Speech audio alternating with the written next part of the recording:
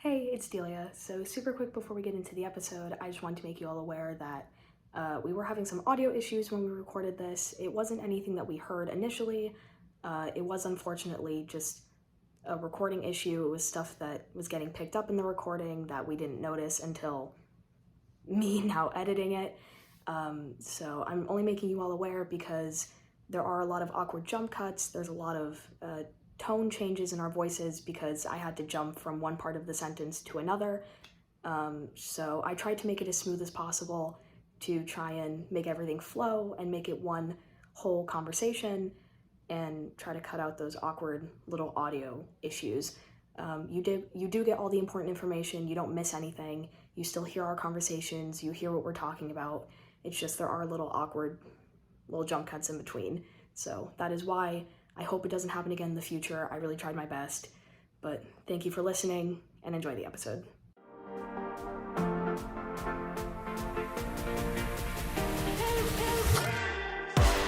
Hi everyone, and welcome back to History Through Headset. I'm Kara Morgan, and I have with me my co-hosts Aaron Kiley and Delia Cast. Hi guys. Hello. Hi. Hello. That's me. How are you? I'm amazing. Hello. This is actually our first episode in a 2-episode mini-series about Tom Clancy's Rainbow Six Siege. One of my personal favorite games. Oh yeah. Same. Great game. Tom Clancy's Rainbow Six Siege, published by Ubisoft, is a tactical first-person shooter. In each online match, you rotate between attackers and defenders. As an attacker, depending on which game mode you choose, your main goal can consist of rescuing a hostage, defusing a bomb, and taking control of a room for a specified amount of time. And as a defender, obviously, your main goal is to stop the attackers, defend your objective at all costs. Despite such simple gameplay, the game becomes incredibly interesting when it comes to the operators from all over the world that have different nationalities, different weapons, different gadgets, and all different gameplay.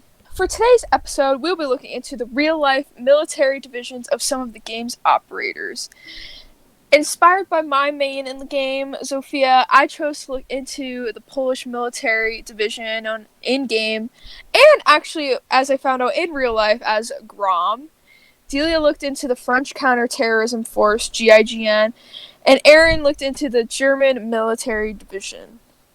Who's your guys' siege Yay. mains? Just starting off with a question. Okay, Who's your guys' siege mains?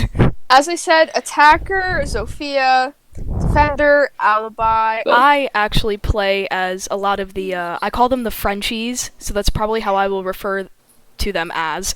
I play as Lion a lot, as well as Ace, who is not part of GIGN, and I also play as Rook, who is part of GIGN. So I refer to them as the Frenchies. So if you hear me say that, I'm talking about the GIGN agents. I guess I kind of play as so I made Nomad. My girl Nomad on attack. Oh and yeah. Defense. I don't know. I like Frost. Frost is pretty fun. Frost So is yeah. great. And that leads into our question of the day. If you play Siege, comment down below your main. If you don't play Siege, you're a loser or something. I don't know. Oh, if you don't play Siege, comment your favorite country. And write a 5-page paper on counter-terrorist unit within your country. Yes. Take notes. You will be quizzed at the end of this episode. Just Oh my kidding. No, you won't be. gosh. You will not be. You can't pass. No. Anyways. We'll be checking for attendance. Anyways. Okay. So, I looked at the GIGN. In the game, those operators, who I call the Frenchies, as I mentioned, are Twitch, Montaigne, Lion, Doc, and Rook. I mostly play Lion, who is an attacker. He can track people. He can track defenders. And on defense, I play Rook. He supplies armor for himself and his teammates. Twitch, she's an attacker. She can attack. She has a little drone that can attack gadgets with an electric shock. Montaigne is also an attacker. He has like a giant shield. And Doc is a defender who can supply health to his teammates. That's not super important. Fun fact, Delia loves Montaigne. No, Montaigne is my least favorite operator. in the game. And that's the funny thing about the GIGN operators is they're either my least favorite, like Twitch and Montaigne, or they're my favorite, like Lion, Doc, and Rook. Anyways, that's just some context information. That's not actually important to the GIGN. The GIGN, important information now, was formed after a failed hostage rescue in the 1972 Olympics, which I didn't actually know about because it seems like no one talks about this anymore. But apparently in the 1972 Summer Olympics in Munich, there was a terrorist group from Palestine called Black September, and they attacked 11 Israeli athletes in the Olympics. 2 of them were killed immediately, and 9 were taken hostage. The Olympic Committee didn't really have a way to, like, protect the athletes. They didn't really know what to do about this situation, so they just sent in regular police officers to try and negotiate, and it failed. 5 of the terrorists were killed, along with 1 police officer, but all the hostages were also killed. So it was just a completely failed mission. No one was saved. That was when Europe realized that regular law enforcement just wasn't skilled enough to handle terrorist attacks or hostage situations. So that's why we in America have SWAT, because different countries at this time started forming different counter-terrorism units. And in France, they formed the GIGN. It was formed in 1974. Most websites I found said 1973, but the official website themselves said 74, so I'm going to go with 1974, because that's according to the actual GIGN website. It was originally called the Régional d'équipe d'intervention, which is French. It means Regional Intervention Team, which was led by Christian Proutot.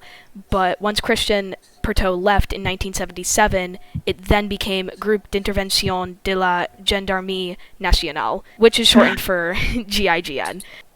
It's a component of just general French armed forces, so you have some elite police officers, you also have some special operations soldiers. They're trained in negotiation, sniping, diving, parachuting, shooting, like firearm shooting, all that kind of stuff. Interesting fact is that they are apparently known to always use revolvers in missions, which I didn't realize, but if you ever notice that one of the secondary weapons that you can choose in the game for all the French operators is the LFP 586, which is a revolver that uses .357 Magnum rounds, which is the same type of revolver rounds that they use in the GIGN. They don't use the same gun, they use MR73 double-action revolvers, so it's a different type of revolver, but it's similar in the sense that they're firing the same rounds. So if you ever want to feel a little French accuracy there in the game, you can choose the revolver, and you'll be more like a GIGN agent. That's so cool. Yeah, they also use the MP5 and P90 submachine guns in real life as well, which Doc and Rook can use. Those are Doc and Rook's gun options for primary weapons. ACOG. Yeah, I'm a big MP5 fan. Never use the P90. It's the worst gun in the game. Never use it. It sucks.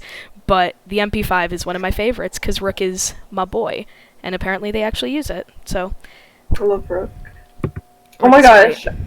Okay, so I just have to say quickly, the GSG9, the German Special Police Force, was formed in the same manner and at the same time that yours was doing. And as you were saying that, I was like, wait, did I research the wrong one? And I checked again, and literally GSG9 was also formed in the wake of that event that happened during the Olympics, which was actually in Germany.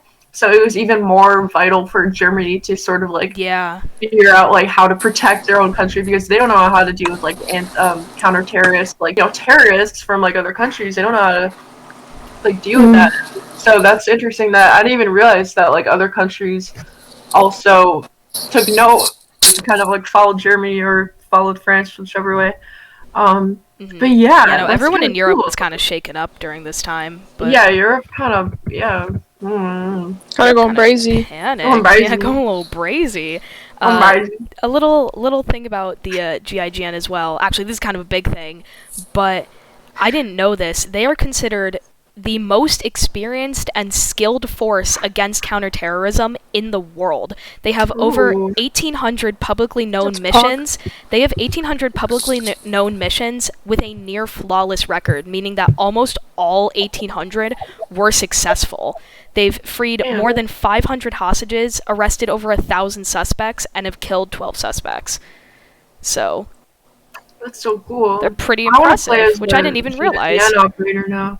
Oh yeah, the GIGN are great. I definitely recommend playing as Lion because I love him. He's my yearbook quote. I quoted him in my yearbook. So yes, queen. But yeah. Okay, well, mine is a little different. I mean, there was obviously an event that caused the creation of my division, but it wasn't the same as both of you guys. So, as I said earlier, I looked into the Polish counterterrorism division, and in-game, those in GROM, I think is how you say it, or you could just say GROM. The characters in-game are Ella and Zofia Bozak, and they're sisters. Ella is a defending operator, and Zofia is an attacker operator. The interesting thing about them is that their gadgets are very similar to one another. So, Zofia has a concussion grenade that shoots out of her thunder barrel of her gun, but Zofia has these concussion mines that she could place around the map. Yeah, like Delia said, that's not really important to the creation of the real life division, but that's just some game context. So what I did first is I looked into what the game said the division was and like the background of it. And it ended up saying the full name of the division is JW GROM, and it was a military unit named in honor of the Silent Unseen of the Home Army of Poland's elite counterterrorism unit. So basically, they were trying to name it after this, like, that long thing I just read, and somehow they got GROM. But, yeah. But it does stand for something, even though it was very confusing because they were trying to name it after this one thing, but then it ended up standing for Group for Operational Maneuvering, and is one of the 5 special operation force units in the Polish Armed Forces, and it was officially activated on July 13th, 1990. I thought this was just in-game lore about it, but then I went to a website that talked about the real-life GROM division, and they actually had the exact same information. I don't know why I was shocked about that. I was like, oh, why would the game would obviously like make it up, like make up their own version, but it was actually the same, like it activated the same time, all of that, named after the same thing. So how mine came to be was also because of like, you know, a violent event, but there is some context. So, in 1989, okay, this is going to sound random, but I promise I'll get to why this matters. So, many Jews were allowed to emigrate from the Soviet Union to Israel. Poland ended up being one of the handful of countries that was able to provide aid to these Jews in the form of basically organizing the way these Jews could travel from one place to the other. So yeah, they were important with that, but you know, some people didn't like them for that, or not people, but countries. So, because of this, like, other countries not really liking Poland, you know, they became kind of like a weird kind of enemy.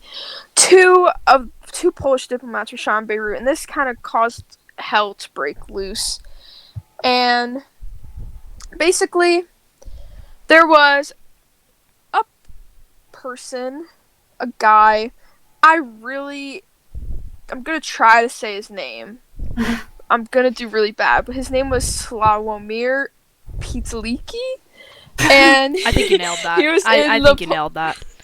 Thank you. He was in the Polish, military division that existed before GROM, and he was sent to Lebanon to help civilians and protect these Polish diplomatic outposts so more people weren't killed. But basically, he went back to Poland after this. Was like, why isn't there a division specifically for something that I just did? Like, they just sent me from the military to go do that. But there could be a division dedicated to going and saving civilians when, like, violent terrorism acts occur. And basically, he just proposed this to the ministry, and they accepted. And then on June 13th, 1990, GROM was established, and it was kept secret for a while until I think I read 5 years after it was created. And yeah, that's basically how it came to be. Sorry that was so long, but That was awesome. I didn't know any of that. Very underground, very secretive. Yeah. You may not have heard of these guys. They're kind of, they're indie. They're a little underground. they're kind of indie. And I like how in the game, Ella and Sophia sort of have this black and white sort of relationship that Sophia, you could see in their elite skins too. Sophia's very hardcore military, Yeah. and then Ella, she's literally an artist. I remember you can look at her outfit. She's that's Yeah, not they're kind of foils. GROM. They're kind of oh my god, what is that word? They're kind of foils in a way, in that Sophia's the very straightforward I'm in the military and I'm very proper and I'm very whatever. And Ella's the complete opposite. She's I'm a rebel. I'm messy. I'm an artist. I'm gonna splatter paint everywhere. I don't know if that really has anything to do with GROM. It's just interesting about the Polish girls. I think if anything, Sophia sort of exemplifies the GROM logo because Ella, I think I don't know if how realistic somebody dressed like Ella would be in a counter-terrorist unit. Yeah. But something like Sophia, I could definitely picture. Oh yeah. Yeah, and I don't know. I just thought I'd bring that up. How they have this sort of sisterly, almost Opposites. rivalry, too. You get 10 points for killing one another. Oh yeah. Yeah, they have a very much sister rivalry. Also, when you said that she looked very military, that just made me think of how the operators actually look in the game, because if you look at the GIGN agents, not so much Lion, because in Lion's lore he eventually breaks off to work with a different, he doesn't break off from the GIGN, but he just eventually goes to work with a different unit. He works with the CBRN, and so that's why his outfit looks like Finka's, who's not French, because they work together in the CBRN. But if you look at the other, just GIGN operators, like Twitch, Montaigne, Doc, Rook, if you look at them, their outfits are, exactly, to the T what they look like. And that's what I like a lot about Siege, so, their outfits are so accurate. And I feel like the Polish girls are accurate as well, of what I know of them. Yeah, basically, when I was looking it up, they said, their main uniform color is gray, their berets are gray. And if you do look up Sophia's, most of her outfits or her default one, it's heavily grayed. Yeah. So, yeah, I think that's pretty accurate. Probably not as accurate as your characters. But, yeah, Ella is a special case. I think They probably took some creative liberties. Yeah. That brings up a good point. Because you think about the Frenchies, who are I've also seen pictures of them that they look exactly like, and then you have the GSG9 operators IQ, Jaeger, and if you remember, they wear sneakers, they wear jeans, they look very casual, and that could be sort of jarring to somebody who's in a military environment. But like Ella, the devs also took some creative liberties, and the story was that they are undercover officers, and that's why they're dressed more casually. And I thought that was really cool. Even though like the helmets like that they wear, you know, like Bandit, those I've definitely seen those pictures of those in real life, but it's kind of cool that like they don't like they're wearing jeans, they were like wearing really casual clothes like under their like uniforms. And Is that like true to GSG9? Like, is that something It that they takes- do? Um, I honestly think they took some creative liberties with it. I do know that there's one division, not the GSG9, but like a different, like smaller version inside it where they did reportedly wear casual clothing under their like uniforms. So that's why I sort of thought to bring this up as a little like sort of like opposite thing to like how Delia, like the GIGN people were very realistic, and then the GSG9 people, like while they were still had some historical like accuracy, I'm not historical, but some accuracy. They, like you definitely won't see like GSG9 officers wearing like pink sneakers like IQ does, but Well, we're on this topic. Why don't you give us some background on GSG9, Aaron? This is a of segue. course, I wish I could tell you more because Delia sort of summed it all up.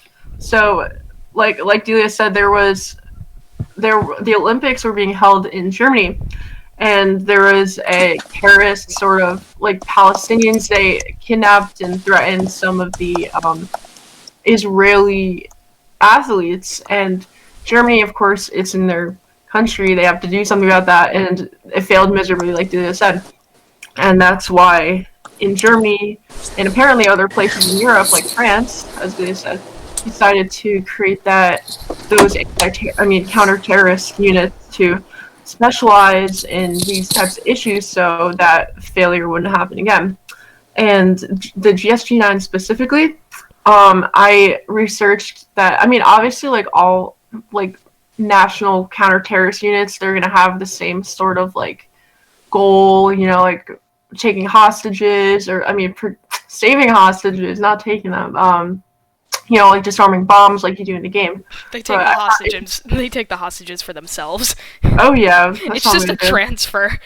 Yeah, but the GSG9, like they have this sort of specialty in like getting in and out almost like fluidly. You know, like they're not gonna make a big fuss. Like they're one of their like sayings or their mottos was something like, "Yeah, we're gonna get in and out before like they even know what happened." So if there's like a hostage situation, their sort of mindset into doing like saving the hostage is to like go in almost like quietly and then just leave like nothing happened. So unlike some other units, maybe like the FBI or something that maybe would make more of a bang, but the GSG9, they're very like trained and like all that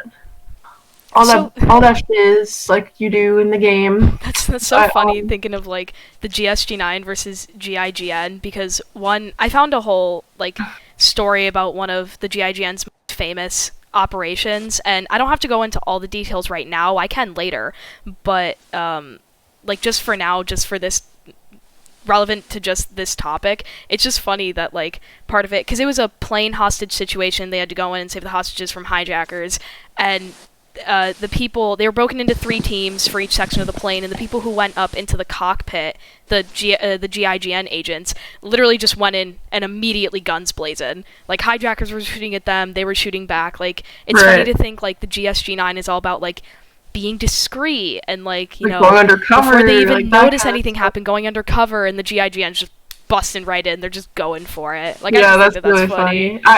I do remember, obviously it's not my topic to talk about, but GIGN, there was this like one incident, probably multiple incidents, but like there's one specific incident where there was like a plane being hijacked, and in an effort to like save the hostages that the like terrorists like had on the plane, they brought shields like really similar to Montaigne's, and you can actually like look it up. If you look up, I don't know, GIGN like ballistic shield or something, it'll probably come up. So I don't know. Yeah, I think because I didn't see anything about this specific incident involving shields, but I think they just use shields in general. Or in general, yeah. Yeah, I think it's a lot of like what Montaigne does, where he's holding the ballistic shield and then will fire the revolver over the shield. and will like kind of pull the shield down, fire over, and then put the shield back up. I think it's a lot of that. Yeah. But yeah, it's because I feel like, because it's weird, because I was thinking of like the operators' backstories, because I know a bit about each of the Frenchies like lore, because a lot of them interlace with each other because they're all the same like military division, and it's weird because I assumed that at first the GIGN was all about like health protection, because that's what they do. Like part of Lion's lore is he goes to help with the yellow fever in Sudan, and Right. Twitch meets up with Lion and Doc to go help people. I can't remember where, but they go to help probably somewhere in Africa with like the Ebola breakout. So it's like they're all about like health stuff, which makes sense why Doc is like a healer and that kind of thing. But it's absolutely nothing like what the GIGN actually does, because they're all about counter-terrorism and hostage situations. But it's none of that is in the operator's lore for their time with GIGN. So I don't know, like I just thought that that was kind of weird that like you know, like Montaigne makes a lot of sense because he has a shield, and Rook makes a lot of sense because he's all about like very heavy armor, which is something that you do use in the GIGN. Literally part of training, like the last thing you do after training for 14 months is a comrade has to put on a like armor kind of like what Rook's looks like in his elite, if you look at his elite skin, and you have to like shoot your comrade as like your final part of training. They have to wear the heavy bulletproof vest and you have to shoot them. So like Rook makes sense and Montaigne makes sense. But like the rest of them just do not. We're shooting our friends out here. We're shooting our friends. But like the rest of them do not make any sort of sense in the slightest, because they're all off in Africa and Sudan dealing with Ebola and yellow fever. Right. And not actually helping in any sort of hostage situation in any way, shape, or form. Yeah. You know what? I don't mean to switch gears a little bit, but I think go for it. elite skins actually I mean, I know they did not I think, but elite skins actually like show a lot of history, and not even just elite skins, but like the maps in the game also like have been based off like real life events. And like I want to talk about some of the elite skins because I know I didn't study them, but the SAS, I believe, like the British people, Thatcher's elite skin is called like Operation Nimrod or something, I believe, which was an actual like real life operation where like the SAS like was involved in like a counter-terrorist unit, or oh my gosh, I can't talk. Like they were involved in like with terrorists, and they had to, like it was a real mission. You could look it up. And just a little detail, like the IQ's elite skin, where she wears like that green jumpsuit, it looks kind of like goofy at first, but apparently I cannot confirm nor deny because, you know, I wouldn't know, but apparently it's what the GSG9 officers like train in. So I don't know. Well, that makes sense because she's like boxing. It seems like she's training in like boxing. I think that's what it is. So that would make sense. I know Rook is honestly the most accurate GIGN operator in like out of all the Frenchies. His elite skin is called Gendarmerie, which is the second G in GIGN. It literally stands for Gemanderie, so you can tell already that that's what it's supposed to look like. He has the very heavy, bulky chest armor and like, you know, the helmet with like the glass going across his face. Like his whole elite skin is really supposed to look exactly like a GIGN operator. So yeah, I'm looking at Doc's right now as well because I know his was inspired by one of the world wars. Yeah, I was gonna say it's called Trench Medic. I don't know where they got Doc's from. I'm gonna be honest, but I think I don't know. I just said Trench. I think Twitch is a similar thing. But and then like the GROM elite skins, like we kind of talked about before, like the looking really military. Yeah, like Sophia's original one is just very proper soldier that would be seen as like in the GROM division. Like she has, like I said, the gray beret and yeah, it's just very formal. And then Ella's is just like the game's attempt at like creative freedom. Yeah. Mm-hmm. Well, because isn't part of Ella's lore that she went off to, like, do art for a bit? Like, Yeah. she started in the military and then went back to doing art and then was like, no, I want to go back to the military. Yeah, that's true. So, I remember. I don't know, because the elite skins are weird, and I don't understand them, because part of them are very, like, some of them are history-based or, like, real-life based, like Rooks and Docs and, oh my god, what is his name? Thatcher. So I feel like some of them, like, are accurate or inspired by real life, whereas some of them are, like, inspired by lore.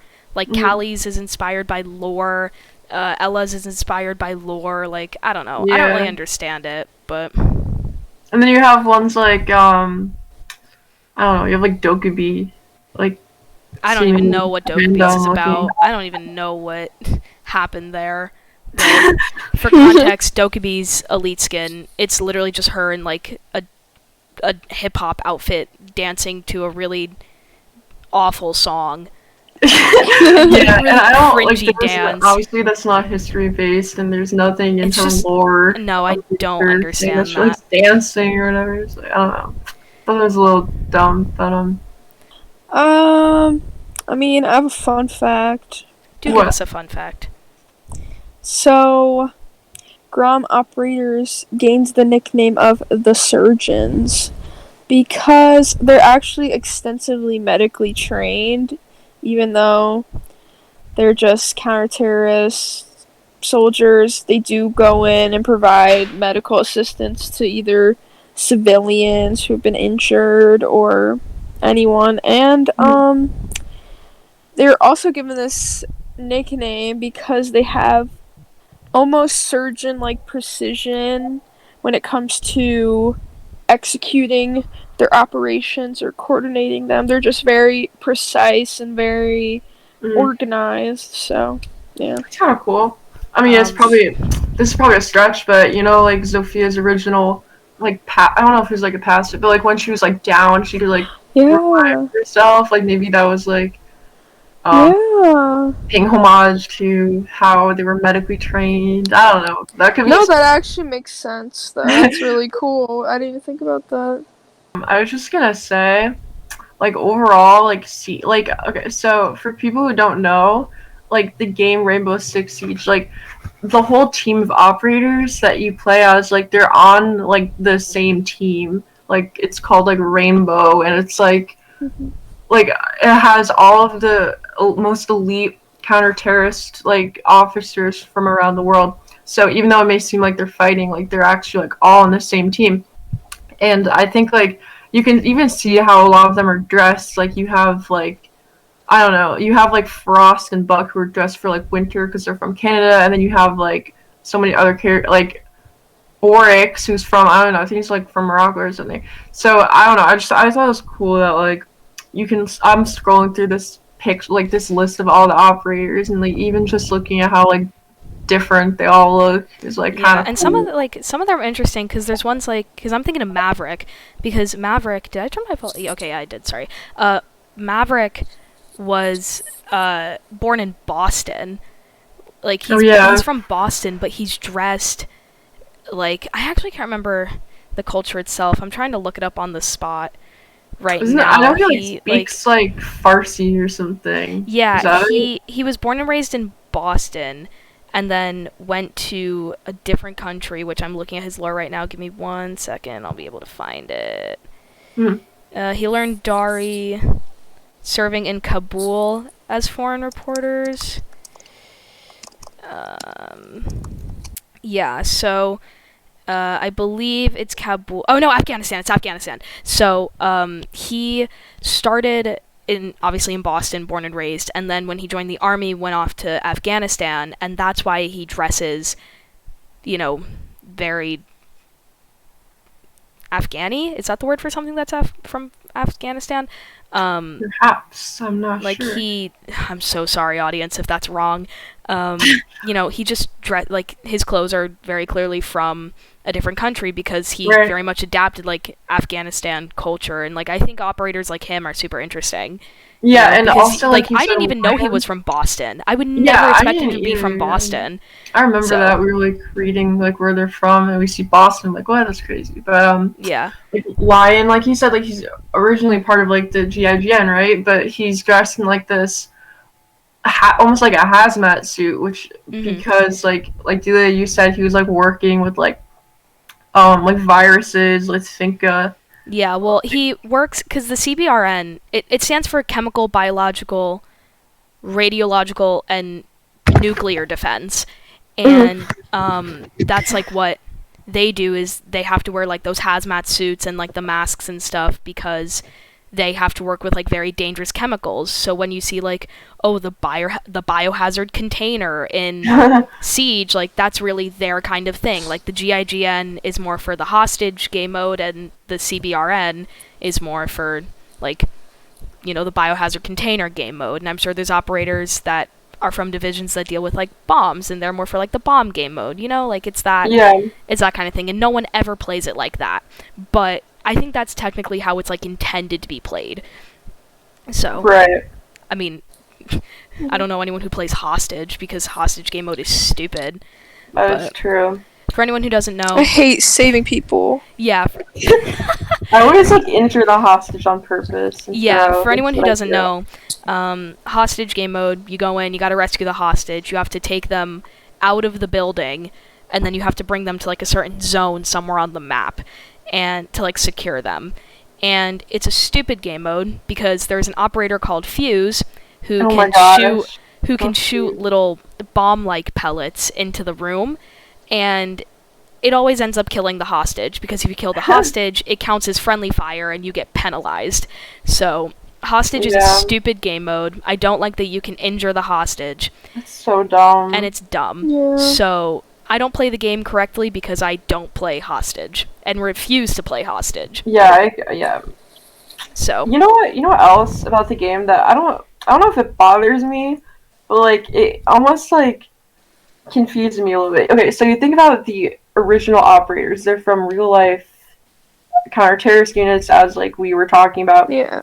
They're dressed like fairly accurately. And then you look at characters like the newer character. I'm looking at Yana right now. Yeah. Like albino girl. She's from like the REU, I believe. I don't even know where to begin with her lore. Yeah, I don't even know where to start.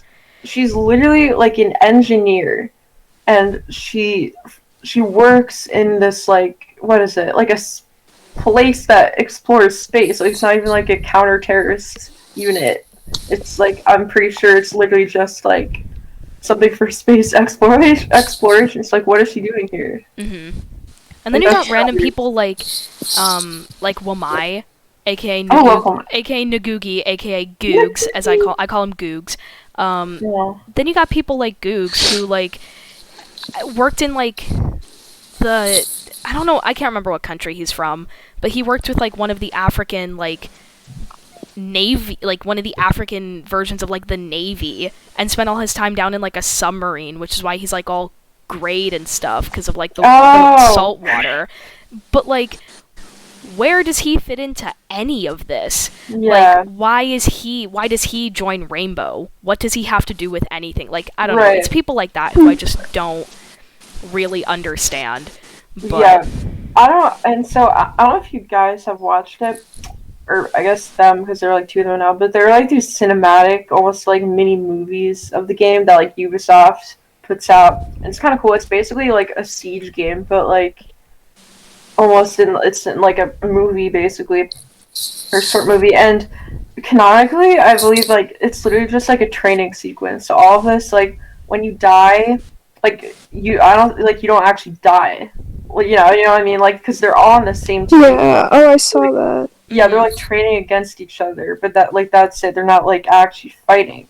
So what is like Iana? What are like those people like Naguki? Like what are like Lion and Finka, who should be like saving people's lives? Like what are they doing here? Like why are they training? Yeah, I don't know. And that's probably all in their lore somewhere that gives them reasons for joining Rainbow. But just on the surface, it really doesn't make a lot of sense. And, like, I don't know. I was going to say someone else. I was going to mention someone. Who was I going to mention? I don't know.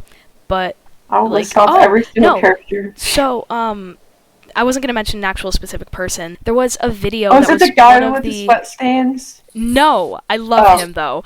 No,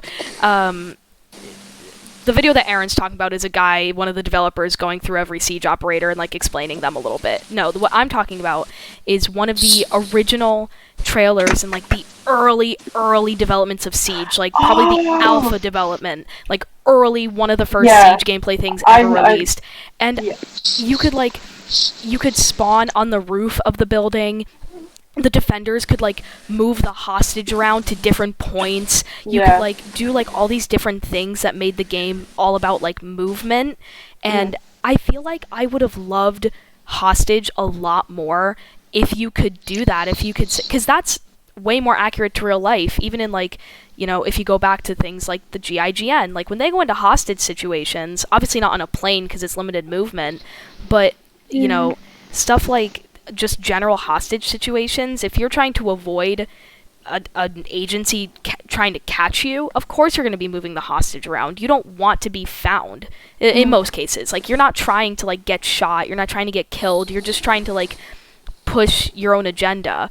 So I feel like it would have been so much more interesting and way more accurate if they kept that initial gameplay mechanic where the defenders could pick up the hostage, move them to a different location, and then the attackers would have to like adapt their strategy plan to that. Yeah, you that's know? kind of interesting. Like, I didn't even think about maybe that. I would actually want to play Montaigne if I know the defenders are moving around the entire building. You know, like it's stuff like that that like would have just made the game so much like so much more different. Yeah. I almost said much differenter, which is just not a word. Really cool. Differenter. It's differenter. It's more different. I didn't even think about any of that. That's interesting. But, you know, I hate Montaigne, and I think he's stupid, and I don't understand why Yeah, anyone plays him. Yeah. I'm trying to think of my least favorite character, like the most annoying character in my opinion to go up against. Probably Ash. I don't know. Ash is annoying. Oh my gosh. Literally like Ash. the new op, like Thunderbird or whatever. I feel like she's gonna be so annoying. I'm very interested in Thunderbird. Like, Lesion's annoying. I wish she came out earlier because I would want to look, because for everyone, a little heads up, next episode, which will be released Monday, I believe. Next episode, we'll be talking about some Siege gadgets. And I wish Thunderbird came out earlier so that I could actually look into her gadget, because it's so I mean, to be within range of something, and it can detect that you're in range and just shoots out like a little health boost like that. I don't know, like I mean, the first part of what you said, that's literally like Jaeger's ADS, but even a harder, like intercepting a grenade mid-flight, like the Jaeger thing. But I don't know about the health boost, or like Doc's like stim pistol too. Like, I don't know. Yeah, but that is for next episode. For this episode, because I keep thinking about Presidential Plane. Presidential Plane is a map on Siege. It is one of my favorite maps. I know Kara, and Kara doesn't like it. I don't think you like it that much. No, I don't like it. It is one of my favorite maps. I thoroughly enjoy Presidential Plane, just because I mentioned planes and hostage situations earlier, and because I was thinking of Presidential Plane. It's a nice little segue into my little GIGN story. So it's called The Retaking of Air France Flight 8969. It's probably one of the most famous GIGN operations, and it was basically...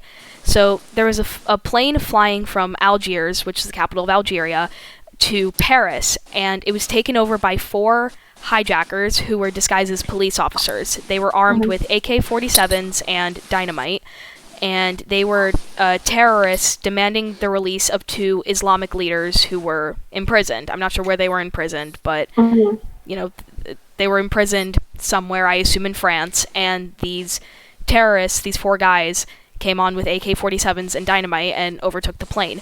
There were 223 passengers and flight attendants that were held hostage, and as soon as they entered the plane, 2 hostages were killed immediately. Negotiators, the initial negotiators, not GIGN, the first people who I assume were part of Algerian police, they asked for women and children hostages to be released, which worked. That saved 63 hostages right off the bat, which I can't really do quick math, but that leaves around 180 hostages, I believe, around there. Oh my god. Yeah, so it's a lot. So there were 40 GIGN agents were sent over. Initially, they weren't allowed into Algeria. The Algerian police were like, no, we got this, we're going to handle this. There was also some tension between France and Algeria at the time, so they were like, we don't want your agents coming into our country. So the GIGN agents were rerouted to Spain, and eventually the terrorists demanded that the plane take off. It had just been sitting in the Algerian airport this whole time. And they demanded that it take off to Paris, its actual destination, and in doing so, they ended up killing a 3rd hostage. The Algerian police initially said no, they killed a 3rd hostage, and then the police were like, okay, like, don't kill any more people, take off, go to Paris, like, take off. And so the 40 agents, so the plane, I believe, was rerouted to Marseille because the 40 GIGN agents were sent from Spain to Marseille. They spent the morning of December, the main assault takes place on December 26th, 1994. So they spent the morning of the 26th basically prepping for an assault rescue mission. They did some last-minute training. They were just prepping strategy, placement, that kind of thing. They were dividing into teams. And when the plane landed in Marseille, some of the agents disguised themselves as airport staff to offer the terrorists food and drinks. So they kind of were trying to, like, pacify them a little bit, saying, like, okay, like, we're giving you what we want, we're providing you food and water, like, you know, don't go killing anyone. So the terrorists demanded that the plane take off again because they wanted to get closer to the airport control tower, and once they got closer, they started to open fire on it. And originally the GIGN were kind of holding back, they didn't really have the green light to go and do anything yet, but as soon as they opened fire on the control tower, that was when the French leaders were like, okay, like, here's the green light, like, you gotta go for it. So they split themselves into 3 teams. There was Team 1, made up of Major Denis Favier and 8 other agents, and then there were Teams 2 and 3, which were 11 agents each. So Team 1 secured the cockpit, and Teams 2 and 3 took the main cabin area. So Teams 2 and 3 entered the plane simultaneously. They went in first, and they went in through 2 different entrances, and just were telling the hostages, like, stay calm, keep your heads down, because they needed to identify where the terrorists were. Once they realized that the hijackers were in the cockpit, they evacuated the hostages off of the plane. Hostages are all fine and safe now, so they just needed to deal with the hijackers. So Team 1, which again was led by Major Denis Favier, entered the front of the plane, and this is when gunfire, like, immediately ensued, which is what I mentioned with Aaron earlier, like, oh, they entered the plane and, like, there was just immediate gunfire. This is where that happens. The cockpit consisted of the hijackers and some of the flight crew, including the pilot and the co-pilot. One agent took the entrance of the cockpit and ended up killing 1 hijacker and wounding another in that process. And then he himself became wounded when the hijackers fired back, so he had to retreat, and then another agent took his place, and the same thing happened. He didn't kill a hijacker, but he, I believe, wounded another hijacker, and he himself was injured. So this is when agents from Teams 2 and 3 started to move up towards the front of the plane. It started moving towards the cockpit as, like, backup for Team 1. This is where another hijacker was killed, so now 2 of the 4 are down. Then the co-pilot of the plane was stuck kind of between the gunfire and the cockpit, so he was able to escape through the plane's front window, which now gave the snipers that were stationed around the plane an open line right into the cockpit. This is when the 3rd sniper was killed, or this is when the 3rd hijacker was killed, because the sniper was able to fire right through the window. So honestly, thank God for that co-pilot. He survived. That's all like fine in and the great. game, you can, like, shoot through the window. Yeah, and that's the thing that you can do in the game in Presidential Plane is only snipers can shoot through the windows. That's kind of cool. So that's kind of a little tidbit there. I didn't even think of that. So yeah, eventually the entire assault took 22 minutes. Eventually the fourth hijacker was killed, and the last two crew members that were left on the flight were thankfully rescued. So just to sum that all up, it was an entire 54-hour-long hostage siege. These poor people were stuck on the plane for 54 hours. That's a long time. That is... How long is that? It's... is that 3 days? That's over 2 days. Like, that's a long process. Yeah. No, because 3 days is 72 hours. So it's about 2.5 days. These poor people were stuck on this plane with hijackers with dynamite and AK-47s. That's awful. So, even real life. Let's go. Yeah, IRL siege. So to sum up that whole 54-hour long process, because I've talked for a while now, 3 of the hostages were killed by terrorists, 13 total people were injured, 9 agents were injured. All of those who were injured did recover, so 22 total people were injured, and thankfully they are recovered. All 4 hijackers were killed, and the dynamite that was found on the plane, paired with information from the initial negotiations, showed that the hijackers were planning a terrorist attack on Paris once they landed, because their plan was to take the plan from their plan was to take the plane from Algiers to Paris, which was the initial route, and their plan was to set a terrorist attack on Paris. So a whole 54-hour-long process, but that is what a typical GIGN mission would look like. They just kind of do a lot of waiting around. They stay on standby. Once they get the green light, they spend the time before the assault prepping. Then snipers get stationed. Agents start to rush in, and it's just a lot of gunfire, a lot of... It's awesome. Yeah, no, it's super cool, and it sounds super cool. It's probably awful to actually do it.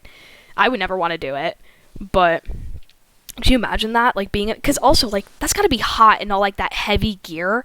Right. Because they... Yeah. A lot of them carry the shields. They have those helmets on with, like, the glass in front. They have the big, heavy armor packs. Like, that's gotta be awful. Rook armor. To try to do... Yeah, they have essentially rook armor. It's pretty impressive. Mm-hmm. Also, good for that co-pilot, who literally jumped out of... I don't know if you guys ever noticed how tall planes are, but he jumped out from the front window of a plane, probably like 20 feet, if not higher, down to the ground, and only suffered a fracture, and was fine. And it gave the snipers an open line into the cockpit. Like, I think the co-pilot's kind of the true hero of this story. He, like, good for him. That's insane. Yeah, Wait, where that's was actually this insane. again? During the time of the assault, the plane was in Marseille, but the initial hostage siege, get it? The initial hostage siege was in Algiers, which is the capital of Algeria. So it started in Algeria, ended up in France. So that's kind of like a crazy story, but that's the kind of stuff that the GIGN has to deal with, and thank God they're considered the most successful counter-terrorism group in the world, because obviously, like, this ended really, really well. The hijackers were killed. Every hostage, besides the 2 that were killed right off the bat, the 3 that were killed right off the bat, every other hostage was saved. Women and children were let off immediately. So, like, I feel like for how awful this situation is, it went pretty well. Yeah. So, thanks, GIGN. Montaigne was there. Yeah, if Montaigne was there, no one would have died, because my God, that shield is awful. I hate Montaigne so much. I'm sorry, like, you guys don't understand. You guys in the audience probably don't understand. If you don't play Siege with me, you won't know. I hate him. You can't shoot through his shield, and he can extend it to make it cover his entire body as well as people standing, like, behind him. So, like, there's no... I don't know. I mean, I can, like, I don't know. He's so annoying. Montaigne's, I don't like him. I really hate, like, Ash, I guess. Yeah. Yeah, the only... Because Montane is easy to kill with, like, projectiles. So if you throw, like, a C4 or if you throw, like, an impact grenade or something, then you can kill him. But you can't really shoot him. And I play Rook on defense, and Rook doesn't have a projectile. He doesn't have, like, a bomb of any sort. He throws proximity alarms. So when I'm playing Rook, there's not really much I can do against a Montane. I just kind of have to leave him to someone else. He's just annoying. Give him some armor. Give my man some armor. I'll give him armor. Yeah, that would suck. A Montane with Rook armor. That would be awful. So I think that is going to do it for this episode. Also, you guys in the audience may be listening to this on Saturday or Sunday. We're recording on Friday. But unfortunately, I do have a lot of stuff to do today, so I'm probably going to edit tonight, Friday night, and then set it to upload to YouTube on Saturday or Sunday. So you guys will be listening to this a couple days later, and then we will be back on Monday for Siege Part 2. So, I just thought of this. So I've been getting some questions regarding our cover art, because our cover art depicts me, Aaron, and Kara, each holding a different food item, and people are wondering why the hell Aaron's holding a cookie, I'm holding candy, and Kara's holding a pie.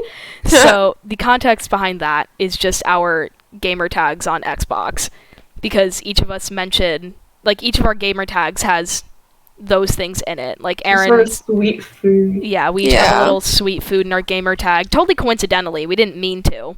Yeah, but that's cool though. That's what it means in our cover art for people who have been asking. It's just a reference to our Xbox gamer tags. So shout out to Punk Pie 12. Yeah. Shout out to Badger Candy. Yeah, Ghost Cookies. Aaron's Ghost Cookies. So yeah, that's what that is. So on Monday, we will be back to discuss. We're talking about Siege gadgets. Oh, Pick a different, because Siege involves a lot of gadgets. That's all the game is. So we're going to be talking about some different gadgets and whether or not they'll exist in real life and what they would look like if they do. Oh yeah. So Poggers. We will see you guys on Monday. So like, subscribe, comment Poopy Brown. If you don't play Siege and don't play Siege and don't comment your main, then comment Poopy Brown instead. You're Poopy Brown. Comment Poopy Brown if you made it to the end. No. So this has been History Through a Headset. Thank you so much for listening. My name is Delia. This is Kara and Aaron, and we will see you all on Monday. Bye-bye. Bye guys.